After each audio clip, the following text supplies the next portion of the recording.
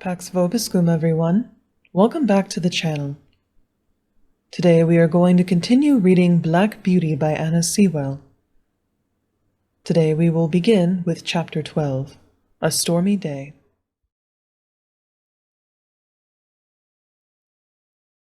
One day late in autumn my master had a long journey to go on business.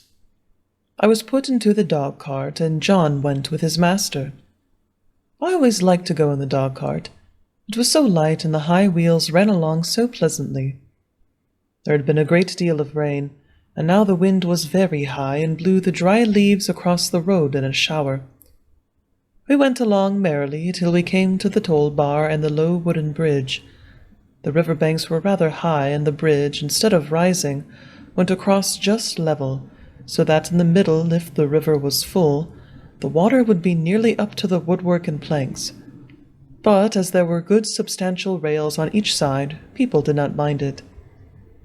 The man at the gate said the river was rising fast, and he feared it would be a bad night. Many of the meadows were under water, and in one low part of the road the water was halfway up to my knees. The bottom was good, and the master drove gently, so it was no matter. When we got to the town, of course, I had a good bait, but as the master's business engaged him a long time, we did not start for home till rather late in the afternoon. The wind was then much higher, and I heard the master say to John that he had never been out in such a storm, and so I thought, as we went along the skirts of a wood, where the great branches were swaying about like twigs, and the rushing sound was terrible. "I wish we were well out of this wood," said my master. "Yes, sir," said John. "It would be rather awkward if one of these branches came down upon us." The words were scarcely out of his mouth when there was a groan, a crack, and a splitting sound, and tearing crashing down among the other trees came an oak, torn up by the roots, and it fell right across the road just before us. I will never say I was not frightened, for I was. I stopped still, and I believe I trembled. Of course, I did not turn round or run away. I was not brought up to that. John jumped out and was in a moment at my head. "That was a very near touch," said my master. "What's to be done now?" "Well, sir, we can't drive over that tree, nor get round it. There'll be nothing for it but to go back to the 4 crossways, and that will be a good 6 miles before we get round to the wooden bridge again. It'll make us late, but the horse is fresh." So back we went and round by the crossroads, but by the time we got to the bridge it was very nearly dark. We could just see that the water was over the middle of it, but as that happens sometimes when the floods were out, master did not stop. We were going along at a good pace, but the moment my feet touched the first part of the bridge I felt for sure there was something wrong. I dare not go forward, and I made a dead stop. "Go on, Beauty," said my master, and he gave me a touch with the whip, but I dare not stir. He gave me a sharp cut. I jumped, but I dare not go forward. "There's something wrong, sir," said John, and he sprang out of the dog-cart and came to my head and looked all about. He tried to lead me forward. "Come on, Beauty, what's the matter?" Of course I could not tell him, but I knew very well that the bridge was not safe. Just then the man at the toll gate on the other side ran out of the house, tossing a torch about like one mad. "Hoy, hoy! Hello! Stop!" he cried. "What's the matter?" shouted my master. "The bridge is broken in the middle, and part of it is carried away. If you come on, you'll be into the river." "Thank God!" said my master. "You, Beauty!" said John, and took the bridle and gently turned me round to the right-hand road by the riverside. The sun had set some time. The wind seemed to have lulled off after that furious blast which tore up the tree. It grew darker and darker, stiller and stiller. I trotted quietly along, the wheels hardly making a sound on the soft road. For a good while neither master nor John spoke, and then the master began in a serious voice. I could not understand much of what they said, but I found they thought, if I had gone on as the master wanted me, most likely the bridge would have given way under us, and horse, chaise, master, and man would have fallen into the river. And as the current was flowing very strongly, and there was no light and no help at hand. It was more than likely we should have all been drowned. Master said God had given men reason, by which they could find things for themselves, but he had given animals knowledge which did not depend on reason, and which was much more prompt and perfect in its way, and by which they had often saved the lives of men. John had many stories to tell of dogs and horses and the wonderful things they'd done. He thought people did not value their animals half enough, nor make friends of them as they ought to. I am sure he makes friends of them if ever a man did. At last we came up to the park gates and found the gardener looking out for us. He said that the mistress had been in a dreadful way ever since dark, fearing some accident had happened, and that she had sent James off on Justice the roan cob toward the wooden bridge to make an inquiry after us. We saw a light at the hall door and at the upper windows, and as we came up, Mistress ran out saying, "Are you really safe, my dear? Oh, I've been so anxious, fancying all sorts of things. Have you had no accident?" "No, my dear, but if your Black Beauty had not been wiser than we should have been all carried away down the river at the wooden bridge." I heard no more as they went into the house, and John took me to the stable. Oh, what a good supper he gave me that night! A good bran mash and some crushed beans with my oats, and a thick bed of straw. And I was glad for it, for I was tired.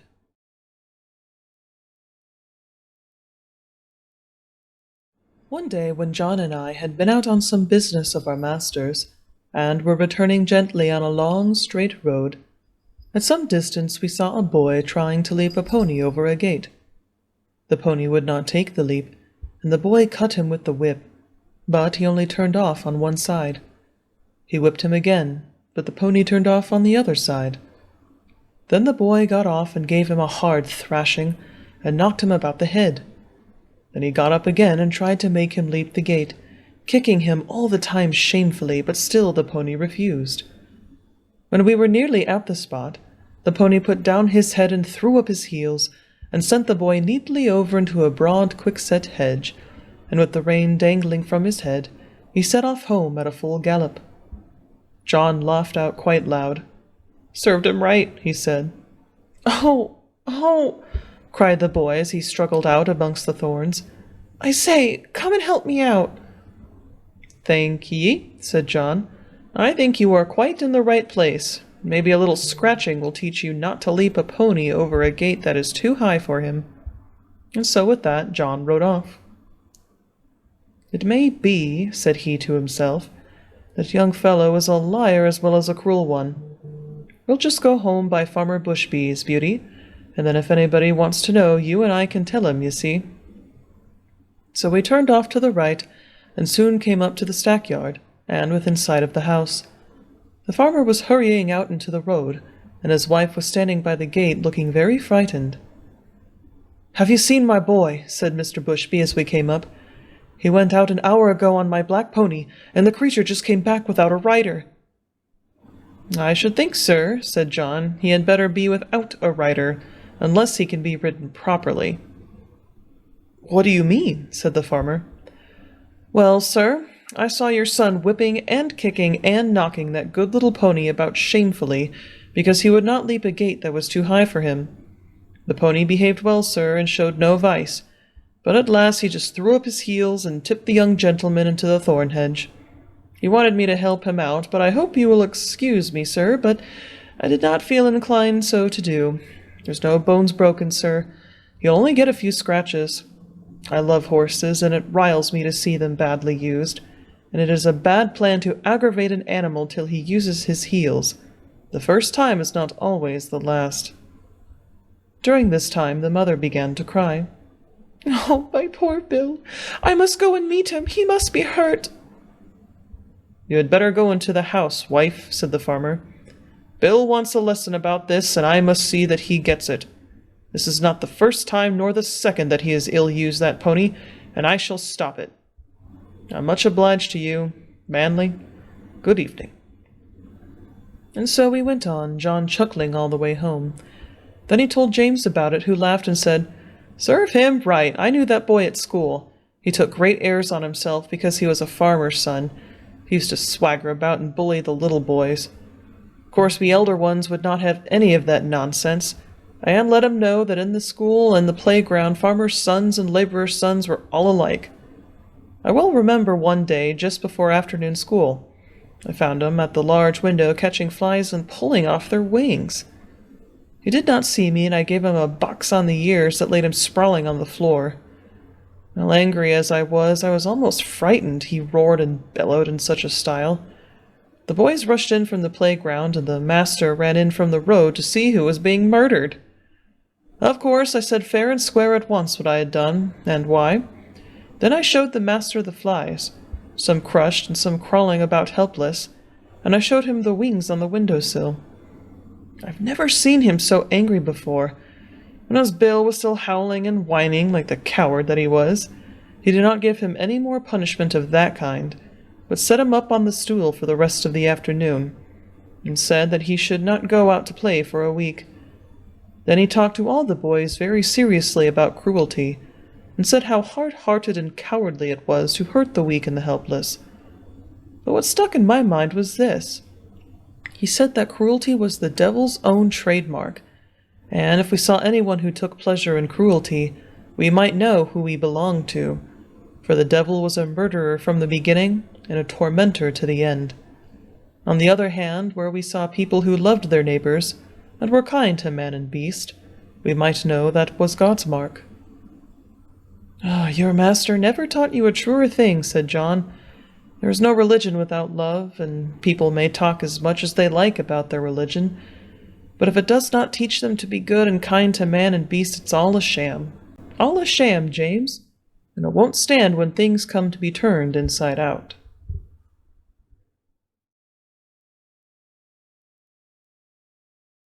Early one morning in December, John had just led me into my box after my daily exercise, and was strapping my cloth on, and James was coming in from the corn chamber with some oats, when the master came into the stable. He looked rather serious and held an open letter in his hand. John fastened the door of my box, touched his cap, and waited for orders. "Good morning, John," said the master. "I want to know if you have any complaint to make of James." "Complaint, sir?" "No, sir." "Is he industrious at his work and respectful to you?" "Yes, sir, always." "You never find he slights his work when your back is turned?" "Never, sir." "That's well. But I must put another question. Have you no reason to suspect, when he goes out with the horses to exercise them or to take a message, that he stops about talking to his acquaintances, or goes into houses where he has no business, leaving the horses outside?" "No, sir, certainly not. And if anybody has been saying that about James, I don't believe it. And I don't mean to believe it unless I have it fairly proved before witnesses. It's not for me to say who has been trying to take away James's character, but I will say this, sir, that a steadier, pleasanter, honester, smarter young fellow I've never had in this stable. I can trust his word, and I can trust his work. He is gentle and clever with the horses, and I would rather have them in charge with him than with half of the young fellows I know of in laced hats and liveries. And whoever wants a character of James Howard," said John with a decided jerk of his head, "let them come to John Manley." The master stood all this time grave and attentive, but as John finished his speech a broad smile spread over his face, and looking kindly across at James, who all this time had stood still at the door, he said, "James, my lad, set down the oats and come here. I'm very glad to find that John's opinion of your character agrees so exactly with my own. John is a cautious man," he said with a droll smile. "It is not always easy to get his opinion about people. So I thought if I beat the bush on this side, the birds would fly out, and I should learn what I wanted to know quickly. So now we come to business. I have a letter here from my brother-in-law, Sir Clifford Williams of Clifford Hall. He wants me to find him a trustworthy young groom, about 20 or 21, who knows his business. His old coachman, who has lived with him 30 years, is getting feeble, and he wants a man to work with him and get into his ways, who would be able, when the old man is pensioned off, to step into his place. He would have 18 shillings a week at first, a stable suit, a driving suit, a bedroom over the coach-house, and a boy under him. Sir Clifford is a good master, and if you could get the place it would be a good start for you. I don't want to part with you, and if you left us, I know John would lose his right hand." "That I should, sir," said John, "but I would not stand in his light for the world." "How old are you, James?" said the master. 19 next May, sir." "That's young. What do you think, John?" "Well, sir, it is young, but he is as steady as a man, and is strong and well grown, and though he has not had much experience in driving, he has a light firm hand and a quick eye, and he is very careful, and I am quite sure no horse of his will be ruined for want of having his feet and shoes looked after." "Your word will go farthest, John," said the master, for Sir Clifford adds in postscript, "If I could find a man trained by your John, I should like him better than any other. So, James, lad, think it over. Talk to your mother at dinner time, and then let me know what you wish." In a few days after this conversation, it was fully settled that James should go to Clifford Hall, in a month or 6 weeks, as it suited his master, and in the meantime he was to get all the practice in driving that could be given to him. I never knew the carriage to go out so often before. When the mistress did not go out, the master drove himself in the two-wheeled chaise. But now, whether it was master or the young ladies, or only an errand, Ginger and I were put in the carriage and James drove us. At first John rode with him in the box, telling him this and that, and after that James drove alone. Then it was wonderful what a number of places the master would go in this city on Saturday, and what queer streets we were driven through. He was sure to go to the railway station just as the train was coming in, and cabs and carriages, carts and omnibuses were all trying to get over the bridge together. That bridge wanted good horses and good drivers when the railway bell was ringing, for it was narrow, and there was a very sharp turn up to the station, where it would not have been at all difficult for people to run into each other if they did not look sharp and keep their wits about them.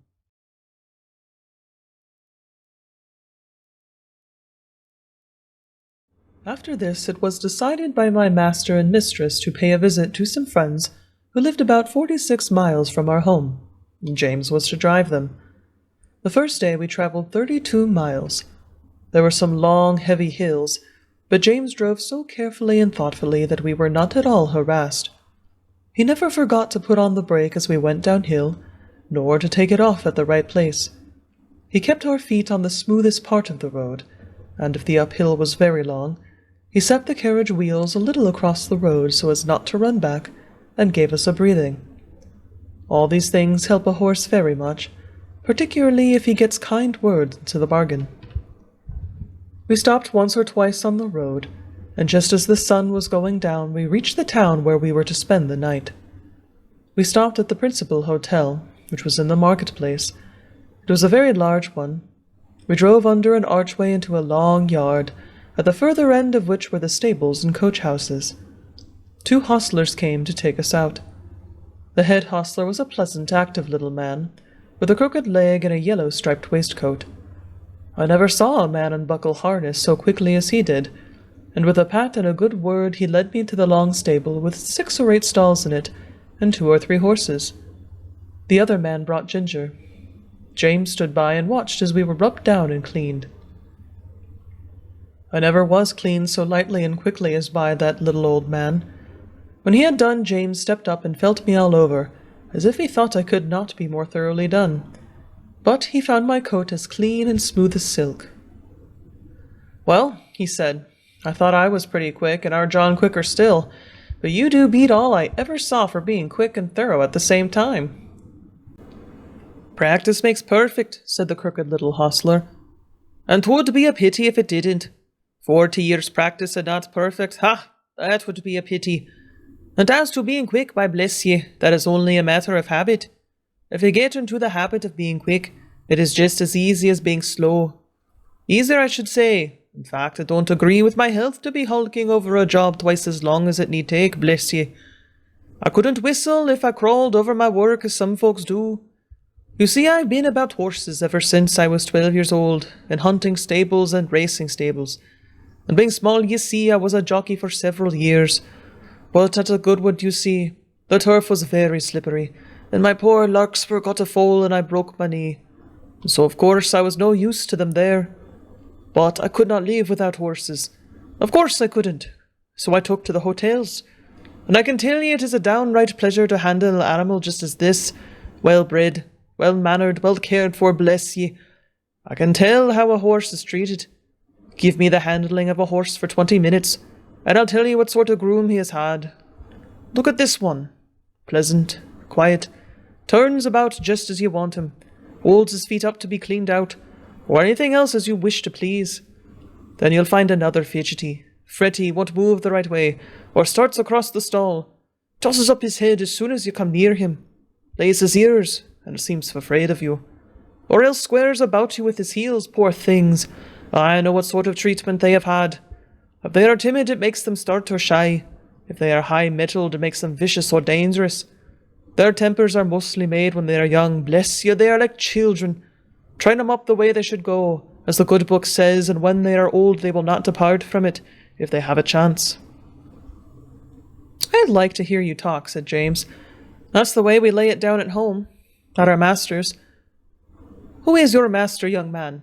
If it would be a proper question, I should judge he is a good one from what I see. He is Squire Gordon of Birtwood Park, on the other side of Beacon Hills, said James. Ah, so, I have heard tell of him.